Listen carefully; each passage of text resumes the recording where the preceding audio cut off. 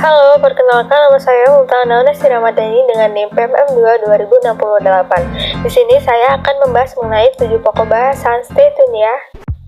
Baiklah, untuk pokok pembahasan yang pertama yaitu pengertian dan konsep konflik oleh Max Weber, Krull dan Rubin, Dahrendorf, dan Haag. Apakah persaingan, pelanggaran aturan dan kekerasan termasuk ke dalam konflik? Jawabannya adalah bukan. Konflik merupakan pertentangan kepentingan antara dua pihak dan ketidaksesuaian tujuan yang diwujudkan dalam relasi sosial. Konsep konflik oleh Max Weber, Krull dan Rubin, dan Dahrendorf dan Haag sebagai berikut. Yang pertama yaitu pertentangan yang dipersepsikan, kedua pertentangan kepentingan dalam relasi sosial, dan yang terakhir perbuatan pemaksaan kehendak. Pembahasan yang kedua yaitu bentuk dan jenis konflik. Bentuk konflik terbagi menjadi dua, horizontal dan vertikal. Konflik horizontal yaitu pertentangan dengan kedudukan yang sama, sedangkan konflik vertikal yaitu pertentangan dengan beda kedudukan seperti buruh dengan atasan. Untuk selanjutnya yaitu jenis konflik. Jenis konflik ini terbagi menjadi 4 bagian, yaitu yang pertama konflik sosial, kedua konflik politik, ketiga konflik budaya, dan keempat konflik ekonomi. Penjelasan yang pertama yaitu konflik sosial, pertentangan antar anggota masyarakat yang bersifat menyeluruh dalam kehidupan. Yang kedua konflik politik, konflik yang muncul berkaitan dengan perebutan atau persaingan kekuasaan. Dan yang ketiga yaitu konflik budaya, konflik yang berhubungan dengan perbedaan nilai dan norma dianut oleh kelompok masyarakat. Dan yang terakhir yaitu konflik ekonomi, konflik yang terjadi karena perebutan penguasaan sumber daya ekonomi. Selanjutnya pembahasan yang ketiga yaitu penjelasan mengenai aktor konflik. Aktor konflik merupakan suatu kelompok atau individu yang sedang terlibat pertentangan atau konflik. Contoh konflik yaitu antar mahasiswa. Untuk pembahasan selanjutnya, pembahasan keempat, penyebab dan dampak konflik. Penyebab konflik terbagi menjadi dua, yaitu kemajemukan horizontal dan kemajemukan vertikal. Kemajemukan horizontal yaitu suatu kelompok atau individu yang sedang terlibat konflik atau pertentangan. Dan kemajemukan vertikal yaitu struktur masyarakat yang terpolarisasikan menurut kekayaan, pengetahuan, dan kekuasaan. Selanjutnya yaitu dampak dari konflik. Dampak dibagi menjadi dua, yaitu dampak negatif dan dampak positif. Dampak positif dari konflik yaitu meningkatkan solidaritas antar individu atau antar kelompok, membantu menciptakan norma baru dalam masyarakat dan adanya penyesuaian norma sosial di masyarakat. Sedangkan dampak negatif konflik yaitu merusak hubungan antar individu atau kelompok, merubah kepribadian dan individu yang terlibat, menimbulkan dominasi kelompok. Untuk pembahasan selanjutnya yaitu pembahasan kelima, dinamika konflik. Dinamika konflik dibagi menjadi 4, yang pertama pro kontra konflik, kedua konfrontasi, ketiga puncak konflik, dan keempat pasca konflik. Pro kontra konflik yaitu periode di mana terdapat ketidaksesuaian sasaran antara dua pihak atau lebih, sehingga timbul konflik. Mungkin terdapat ketegangan hubungan di antara beberapa pihak atau keinginan untuk menghindari kontak satu sama lain. Selanjutnya itu konfrontasi adalah konflik menjadi semakin terbuka jika hanya satu pihak yang merasa ada masalah. Mungkin para pendukungnya mulai melakukan aksi demonstrasi atau perilaku konfrontatif lainnya. Puncak konflik adalah ketegangan atau kekerasan terjadi paling hebat, komunikasi normal di antara kedua pihak kemungkinan putus. Pernyataan umum cenderung menuduh atau menentang pihak lain. Pasca konflik adalah situasi diselesaikan dengan cara mengakhiri berbagai konfrontasi kekerasan, ketegangan berkurang, dan hubungan mengarah normal di antara kedua pihak. Namun jika isu-isu dan masalah-masalah yang timbul karena sasaran yang saling bertentangan tidak diatasi dengan baik, tahap ini sering kembali menjadi situasi pra-konflik. Pembahasan selanjutnya yaitu pembahasan 6 mengenai konflik kebijakan. Konflik kebijakan yaitu konflik yang terjadi karena individu atau kelompok tidak sependapat dengan kebijakan yang diambil oleh organisasi.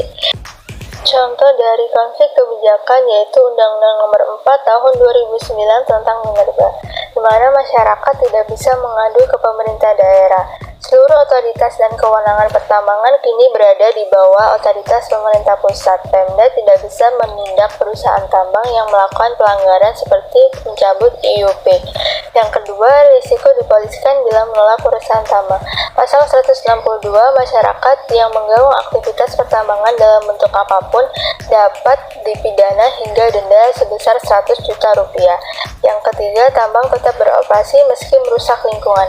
Perusahaan yang terbukti abai tidak melakukan reklamasi atau kegiatan pasca tambang, tetapi bisa melakukan memperpanjang kontrak selama 2 kali 10 tahun.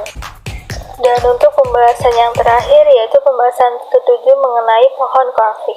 Pohon konflik merupakan alat analisis konflik dengan gambar sebuah pohon untuk membantu mengurutkan isu-isu pokok suatu konflik dengan cara mengidentifikasi 3 hal. Selanjutnya yaitu langkah-langkah buat pohon konflik. Langkah yang pertama yang harus diambil yaitu gambarlah sebuah pohon yang terdiri atas akar, batang, dan cabang. Langkah yang kedua yaitu identifikasilah masalah utama yang menjadi pemicu konflik. Dan langkah yang ketiga yaitu tulislah masalah utama tersebut pada batang pohon. Dan langkah yang keempat, tulislah dampak masalah utama pada ranting pohon. Dan yang terakhir, kelima, yaitu tulislah sebab kemunculan masalah tersebut pada akar pohon. Kemudian saya akan menambahkan sedikit jenis konflik, yaitu konflik laten dan konflik manifest atau konflik terbuka atau tertutup. Konflik laten atau konflik tertutup adalah suatu keadaan yang di dalamnya terdapat banyak persoalan, sifat yang tersembunyi dan perlu diangkat ke permukaan agar bisa diselesaikan. Yang kedua, konflik manifest atau konflik terbuka. Konflik manifest secara etimologi dapat dipahami sebagai konflik yang tampak dan sangat berpengaruh besar terhadap masyarakat luas. Konflik manifest dikatakan sebagai konflik yang tampak karena konflik ini merupakan perkembangan dari konflik laten yang menjadi gejala. Konflik manifest lebih ke arah fisik maupun material dan bersifat transcendent. Contoh dari konflik laten yaitu misalnya bullying. Jadi ceritanya si Angel ini dibully sama teman-teman di sekolah karena kondisinya. Nah, bully di sekolah ini jadi salah satu contoh nyata adanya konflik laten. Kenapa? Soalnya bully ini jadi salah satu kondisi yang mendatangkan adanya konflik tersembunyi. Kenapa bilang tersembunyi? Karena masalahnya cuma dirasakan sama si pelaku dan korban bully. Selanjutnya yaitu contoh konflik manifest. Konflik manifest pada studi kasus yang saya contohkan adalah terjadinya kerusuhan antara etnis Melayu Dayak dan Madura yang menelan ribuan nyawa manusia.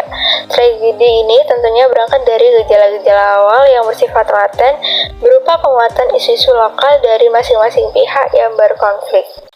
Dan yang terakhir, saya akan memberikan mengenai ilustrasi atau gambaran mengenai konflik.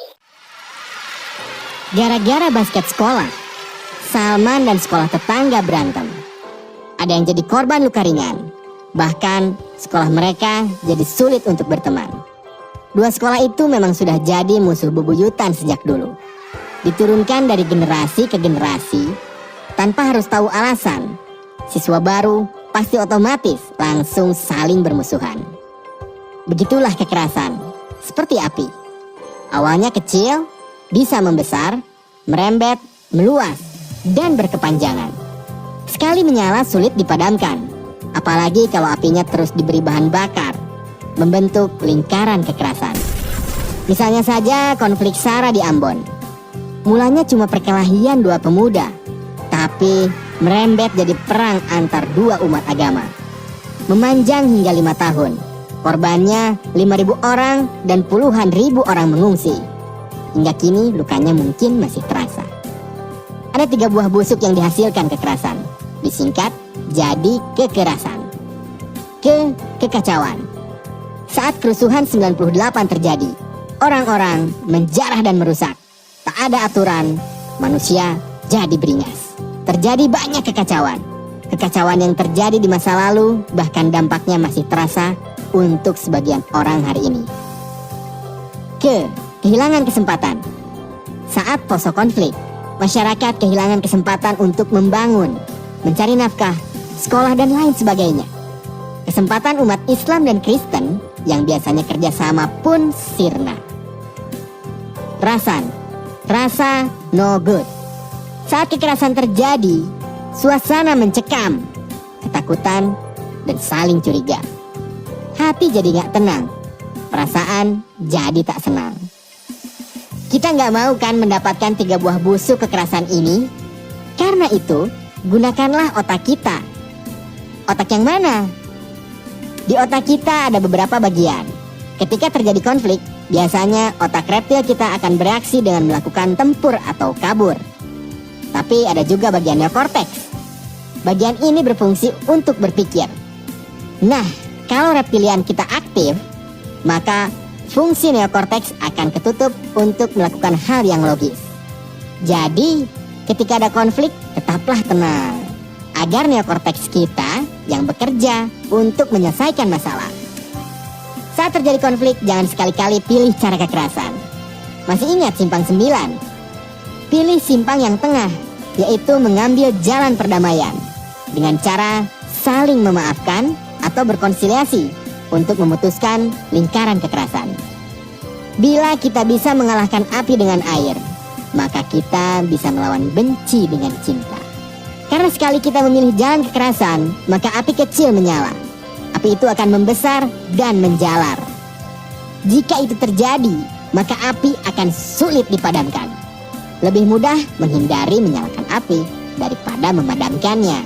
Lebih baik tempuh cara non-kekerasan dalam menyelesaikan masalah. Meskipun cara non-kekerasan belum tentu berhasil, tapi cara kekerasan pasti tidak akan berhasil.